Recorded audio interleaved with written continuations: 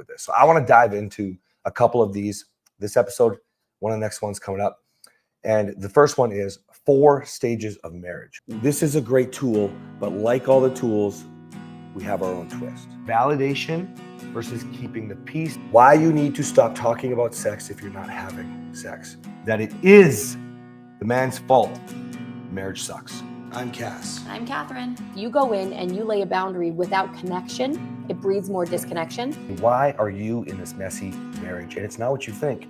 Don't do that, because then that is not authentic. That's fake, and you're trying to be somebody that you're not. You need the foundation to have the intimacy, but right now you need to rebuild the foundation. We're MorrowMarriage. Let's flip divorce statistics with the new marriage. Hey, welcome to the MorrowMarriage podcast. I'm super excited about today, and I know I say that a lot, but I created a bunch of posts this week that went super viral. I mean, mega viral. Honey, some of these posted 1 million, some of these posts did 5 million views. Posts, guys, written posts. This is unbelievable. Just put my phone on Do Not Disturb. Sorry about that. And, you know, the really cool thing about this is when you understand why this is going viral, you can start to really resonate with this. So I want to dive into a couple of these this episode. One of the next ones coming up. And the first one is 4 stages of marriage. Honey, you've heard me talk about the 4 stages of marriage before, but we've never really actually addressed this. Is that correct? That's correct. All right. So I got this idea from somebody a long time ago. Somebody, I don't know, I was following or whatever and trying to learn from, and they get it all wrong. They get it all wrong. I want to explain why mine are going super viral. And that's because these stages are so important, and people get so overwhelmed with where they are in their relationship that if they could just understand these stages, you can choose your direction. We spend a lot of time, baby, trying to get people to take responsibility for themselves, correct? Mm-hmm. Okay, I so feel like I'm being quizzed a lot today. yeah, you Is are. that correct, honey? Yeah. Is that correct? Yeah, so I'll take it. She's correct for $500. she is correct, by the way, if you're a man listening. All right, so the first stage of marriage is what we would call the honeymoon phase. Now, Kathryn and I, we didn't go through this crazy honeymoon phase that's extended for like a lot of people. Ours was fast. It was a quick date. Let's do this thing. 30 days, we got married. And then we carried this honeymoon phase throughout, but it was really blended and with the next phase. And so I'll talk about that in a second. The honeymoon phase is you guys are super in love. You're super validating. You are super attentive to each other's needs. Essentially, your partner can do no wrong. You're lifting each other up. It's because we all want our needs met. And so we just give and give and give. Okay. And pay attention to that because it's really important to remember and retain that information. Okay. Now, our honeymoon phase really didn't last long because I was a bad man and had a lot of work to do. And so essentially, ours blended, right? We would try to latch on to the honeymoon phase, but we were always in this, what I would call the selfish phase. Now, I'm not saying Kathryn was when I say we. I think that I reflect back and understand. He means we, all of his 17 personalities. All 17 of them. Yeah, when I reflect back, when I teach people these stages and where they are so they can always have a radar, I reflect back and I'm like, wow, baby, like all of us, we would latch on to the honeymoon phase, right? The extreme high as a narcissist and then the extreme low as a narcissist. And of course, if you know my work, like this could be your nice guy, not necessarily a narcissist, but these highs and these lows, you're in, you're out, you love the love bomb, and then you just can't get enough love back. And so you're in this low, which is what makes you selfish. Okay, the selfish phase is when you're really fighting for yourself. And every relationship starts. You've heard me talk about this, where relationships start, they're super in love, this honeymoon phase, and everything's great. And then you don't know how to communicate your needs. You don't know how to communicate your feelings. You have pressures of life's expectations. For some of you, that could be career, that could just be family, that could be having kids, the goals that you set forth, but you really don't have a way or an understanding how to communicate. With me? Yes. Okay, so if you guys think, so you think back to that fight that Kathryn recorded back in 2016. If you haven't seen it, you can go to my website, MorrowMarriage.com, and it's under an auto turnoffs thing. But you watch this fight and you'll see when you go through it, like how in my own reality, I was, and we all can get that way, crazy or not, all the personalities like I had or whatever, which is a joke, by the way. I don't have multiple personalities, but you know, you start to see how selfish I was trying to get my needs met. You can see how patient Kathryn was, trying to not necessarily stay in the honeymoon phase, but try to keep us even keel. Okay. Now, the next phase is crucial for you to understand, because you can either be in the selfish phase or you can choose to make changes, to grow. You have a choice. Okay. And that is what I call the impact phase. Your partner, if you're listening to this, is not on board, probably. And if that's the case, then you need to make the impact. And that's why I call it the impact phase. Because when you grow, you learn some of these proper communication techniques so you can flip that to conversation and invite your partner along, because you are doing things different. You're responding, you're not reacting. You are exciting to be with. You're not just, I'm not shutting down anymore, so now we're having conversations. No, bring the fun, bring the laughter, bring the excitement. You are now doing what it takes to lead your partner. That's the impact phase. And the fourth phase would be the passion phase. Okay. Now, Kathryn and I should describe the passion phase. Well, that's obviously what it is. It's honeymoon times a million, where you guys are meeting each other's needs, where you guys are so happy, you are so in love, life is on fire, and you want to be there for each other, but you also know how to take care of yourself.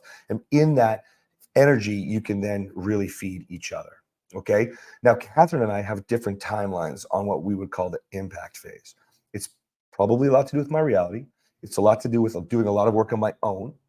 When and the timing, how that correlated with learning from books or courses or coaches or whatever. There was 14 years of therapy.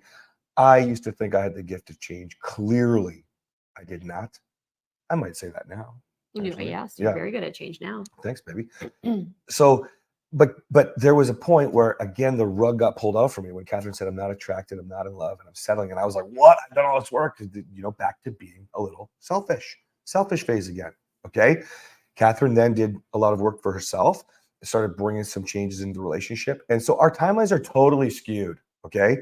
It doesn't really matter what your partner thinks and what you think. Just understand these phases, because now. Can I interject? Yes, please. And both perspectives are always right, as long as no one is in a different reality.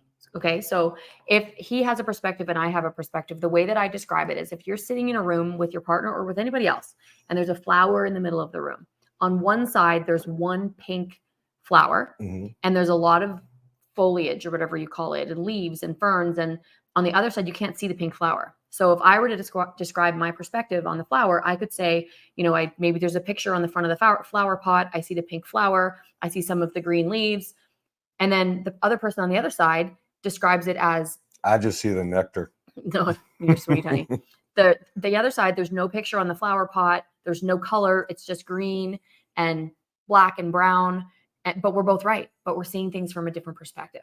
So very valuable. Yeah. So this is the same thing when we talk about perspectives in marriage. We have a completely different timeline. I think I inspired him to change. He would say he inspired me to change. Now, we both inspired each other, but our timelines are different. The amount of work we thought we were doing was different. We have a completely different story depending on which one you talk to, but both stories are actually correct and valid. Things like when you're in and when you're not, when you're right and when you're wrong, like when your partner feels, those things will all be different potentially. Okay. And so we spend a lot of time trying to focus on whoever is listening, whoever's in our program, to focus on that impact phase. Because when you get to the passion phase, when both of you are in the impact phase, you then merge right off track on the new brand new highway passion phase, and then you can make an impact together. For some of you, that will just be with your children, hoping that they don't repeat the same mistakes. For others, if you're like us and what we do, we are disrupting divorce, but we are literally changing men and women's lives so they can make a bigger, broader impact in the world, the ripple effect. So our children will benefit the same way that you might be thinking. But what if we can help your children? What if we can help the next person's children? And that's because of the work that you do. When you are working on the impact phase, your wife or your husband and you are in the passion phase, impacting together. Now, who do you see at work? Who are you talking to? Who do you see at church? Who are you talking to? How are you responding to people in the grocery store where they go, that's different? We had the kid's birthday. Riddick's birthday party was late. We had it yesterday, and I spoke with two men for hours, and we were just talking about this, the impact, the ripple effect. The passion phase is powerful because you become the superpower couple, not this hashtag couple goals. You become the kind of couple where people don't go, that's really cool. You guys look good on paper. Like, is it real? They go, I want what you have because it's undeniable. And Yeah. one important thing, two important things. When you're in the impact phase and you both are in the impact phase and you can do it together, you move into, he described it really nicely, you move into the passion phase by itself. You don't have to work to get to the passion phase. When you're both in the impact phase doing the work, you get to the passion phase. The other thing is that when you are in the passion phase, the impact that the two of you have, it doesn't double because there are two of you. It actually like grows exponentially because you become so much more magnetic when you can be on board with your spouse. So in the impact phase, maybe only one person is making impact. Like he said, if you're listening to this, it's probably you, but eventually it's going to be both of you. Now you think put one and one together and you get two, but really you put one and one together and you get like 100 because you start to, he talked about the grocery store. Your attitude is different. Your mindset is different. When you're in love with your spouse and you have an intimate relationship, everything, especially for a man, everything that you exude is different. Think about ladies, when your husband is not having sex, how he's angry about everything. When he is having sex, he's angry about less things, maybe things that only really he should be angry about. And that's just one example. That's just sex. For women, think about how much of a better of a mother you are when you're connected with your spouse, when you're not fighting with your spouse, you're not having that misdirected mom rage at your kids.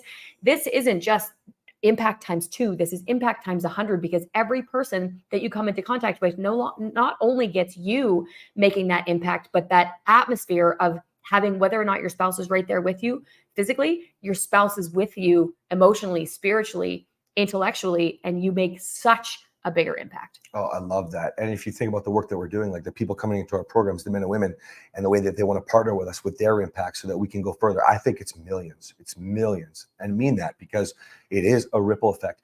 Before we go, I want to say one more thing about the passion phase. It is possible, like she said, to jump into the passion phase with your partner. It just happens. But it's also possible while you are doing the impact thing, where you are in a passion phase and making impact on your own, which will then inspire your partner. You got to stay with me on this because when I describe the passion phase, I'm describing it as you and your partner together. But when you are filling your own cup giving, when you are filling your own cup providing an example in all other areas, your relationship is the beautiful byproduct. That's Kathryn's wonderful, most beautiful line. The marriage is the beautiful byproduct of the work that you do on the impact phase, in the impact phase.